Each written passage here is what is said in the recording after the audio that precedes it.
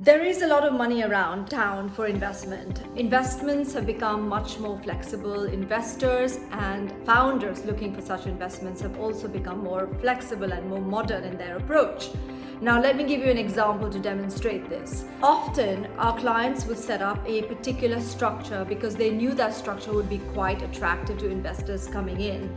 However, in recent times, and I do advise this quite frequently, is that one should set up a structure that serves your business idea, not layer company over company or structure over structure, or create a whole bunch of complexity that you might not need and you might regret in the future from various compliance aspects, tax aspects, and many other aspects.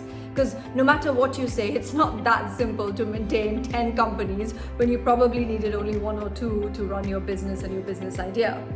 Now, I'm currently helping a very funky cricket entertainment company that are building arenas for you, me, our kids, and even our parents and grandparents to enjoy cricket as a sport. So it's sort of like a fun concept.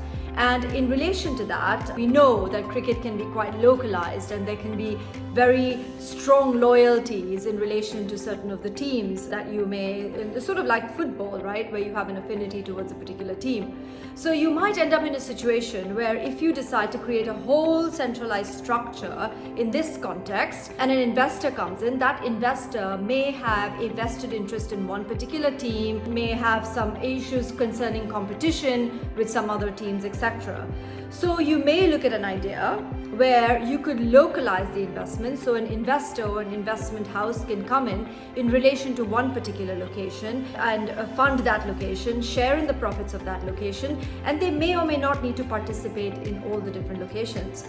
On the other hand, in this case, the founder may want to keep control of and own certain locations. For example, its flagship location. Because as the brand is building, and we know so many new concepts in the sporting world are coming up, and as the brand is building, a founder may not want significant interference by somebody in the non-sporting world who's coming in as a silent investor or a private equity house, but wants some freedom to innovate and create the brand and to grow the brand as they see fit. Moral of the story again, one size does not fit all when it comes to investment. Think about your business model, think about what you want out of your business. Don't worry so much how investors might want to come in or might not want to come in, etc. It all pans out. If your idea is great, if you worked really hard to build it, everyone's going to be lining up to invest. So believe in that and believe in the process, and that's my 2 cents on modern methodology on investments from Think Tank this week. Thank you so much for watching.